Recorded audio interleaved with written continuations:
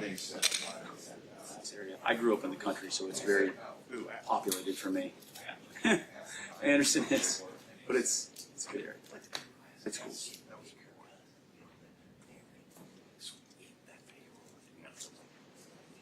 I walked to Big Apple Bagel or sometimes see Dan Horton. That's right. Ah. It's a highlight.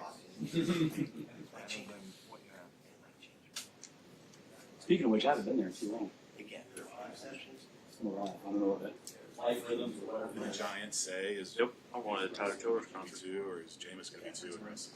Never been there. Never been. I go to concerts. We were the only ones that It's nice to see a concert So in this not as city. big of a need in the Horde household. Yeah, I got you. Even the lawn. Yeah. Well, that's all. That's the best I've ever been. Ever been. It's nice. So, it's huge. Binghamton, New York. I went to one of his Okay. concerts. About an hour south of Syria. Yeah. It's a Pop-up show. That was a proper. So it's like, yeah, it's So fun. that is kind of like. It's like Yeah, way less cool. And it's like, it's not as good in football. And Evan Dreyer worked his way to Anderson. In like 5, 6, 7 years at least. Yeah. Of course, Anderson won state before I got here. More 15 years ago or so, whatever that was. But It sucks. But like, At least if I have seats, there's no pressure. right. So I guess all the lines. Where was Dreyer before Anderson? he was at Western Brown High School for a long time, out in the country, and then he went to. I want to say he had a stopover. Okay, somewhere like in the middle. As an assistant or maybe head coach, I don't recall, but it was like 1 year back. Anderson. He's been successful. I don't know where it is, but I don't really care. Right. I don't have to worry about getting there 4 hours. I've heard him cycle to same sort of span. Give me. It's funny because like Kate, my son, my oldest is in 5th grade, and a lot of his friends play basketball. So a lot of the kids in the Anderson Wildcats, like grade level team. It's like this one's going to go to Anderson, this one's going to go to Turpin, and the quarterback is going to go to Turpin. Like that, it's just weird how the township splits. Yeah. We can always talk anyway. And they're both public? Or Yeah. They're both public. They're both public. So they Yeah. can just pick. They're both both in Anderson Township, and there's like certain parts of the township where you live where it's like Whatever the score, when it was 5-0, maybe I was like, okay. Yeah. And then yesterday, there's a we're shot. right next to Anderson, so we're in. what was it? Maybe when it was 5-2 or 7 or 6, and then it became 6-2 or it became 8-2. I turned the TV off, like, all right, I'm done here. It was about 5th or 6th. Any win from that play? Actually, last time. Yeah. Play for the night here.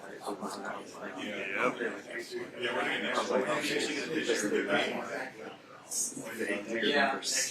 Like So they're I just played right back. Like, all right. What's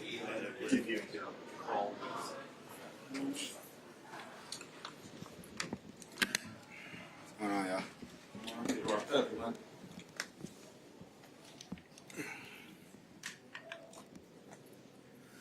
Jamar, what is the key to keeping morale up when things are going wrong? Really, that's the biggest thing about adversity. You know what I'm saying? You got to face it, look it eye to eye, and attack it. It's just like us on the field, we make mistakes. We got to look at it on the film, correct it, and move on to the next play. What have you seen, and you've been around here now, you're captain, what have you seen about that locker room, the way it's built, that leads you to believe that can take place, that the right decisions, the right energy can come out on Sunday? The energy's always there. I want to say our DBs is our energy of the team. They always making energy and being energetic. But overall, I think it's there, man. I think it's just the want and the will to fight the whole game. When we facing adversity, that's the biggest thing for us. How much confidence do you guys have in Jake still? We got confidence in Jake. Jake's been here before. We all been here with him.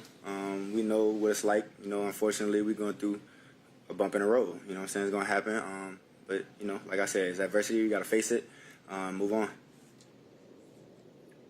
What can you change from a play style standpoint to get the ball out quicker if that pocket does collapse?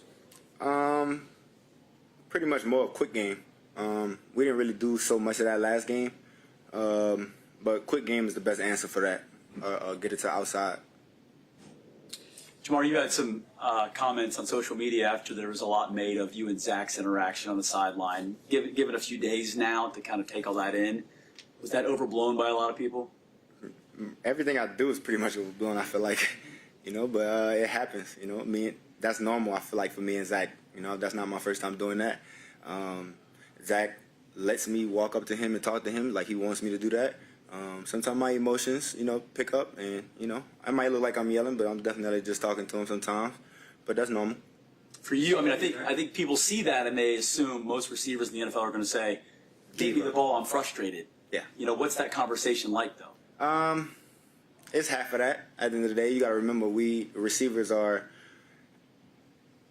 we can't get the ball to ourselves. You know what I'm saying? So that's the hardest part about our job at the end of the day. So if a receiver wants the ball, then that's good. If he doesn't want the ball, then that's not so good. Does he let you vent? Yeah. Yeah. He definitely does. Yeah. Is that good to have? Nah, it is good to have, especially when you're just going through a tough game like that. Zach lets me talk to him and listen. You let him vent? He never vented to me yet. If he venting, I hope it's good. Yeah. Has he ever shooed you and said not now? Is he always willing to listen? He's always willing to listen. He don't really push me off or nothing like that. What does your role as a captain look like now? Do you feel like there's more on you, especially with Joe out, to kind of be more? Yeah. Yeah. I stepped into more of a leader role now that Joe's out. I feel like I had to. It's a lot of accountability I got to take going forward. For the offense, the receiver room, just the whole team in general.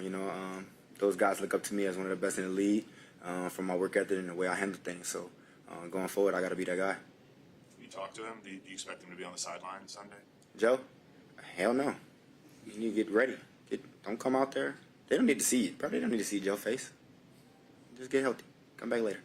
He was around today. Did you guys have any conversations about just like his rehabbing or anything like that, or? Nah. I just say what's up 9 and went to my little cave and hid. So you don't want to see you would rather have him not see him Sunday and have him out working to get back. Yeah. Yeah.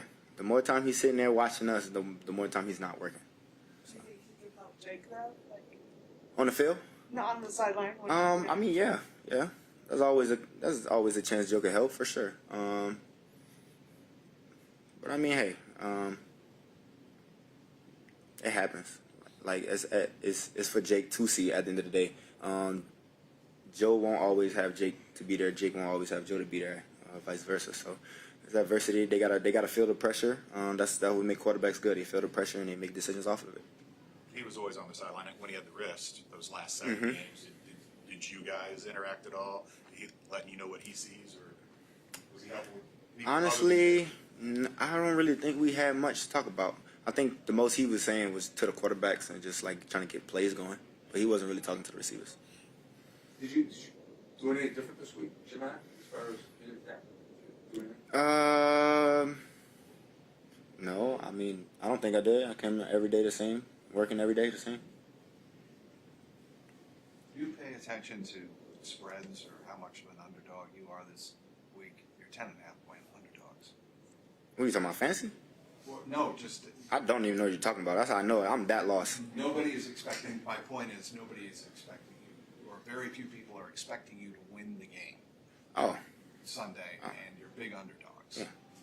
When you're that big of an underdog at home, any different mentality? no. I feel like people always made us underdogs. I feel like it's our job to make sure that we show them the wrong. You know what I'm saying? Everybody's going to have their opinion, but at the end of the day, we worry about what's in the locker room and what we can take care of on the field.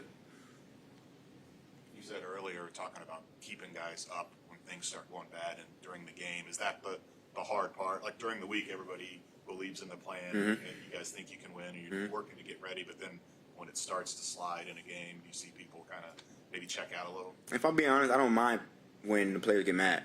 Like, I don't mind that because that means they care at the end of the day. You know what I'm saying? And I want guys to play with passion. I want them to play with anger. You know what I'm saying? Because you never know how guys might respond. And I told my guys that recently after the game. I just want them to play with a little more fire and anger underneath. If the team doesn't play better, do you threaten to take cereal boxes away, or how does that work?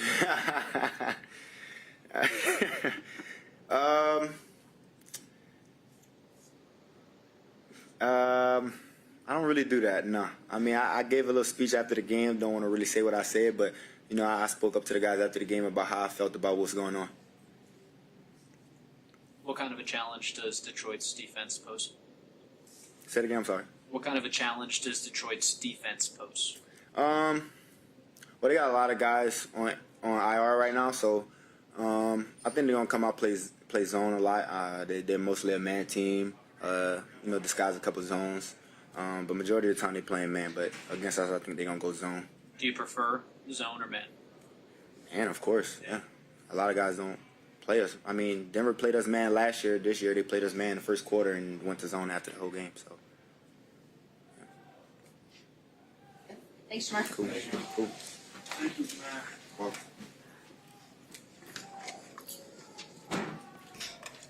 Give me those cereal boxes. You're not eating that. You didn't know how to answer that. It's like,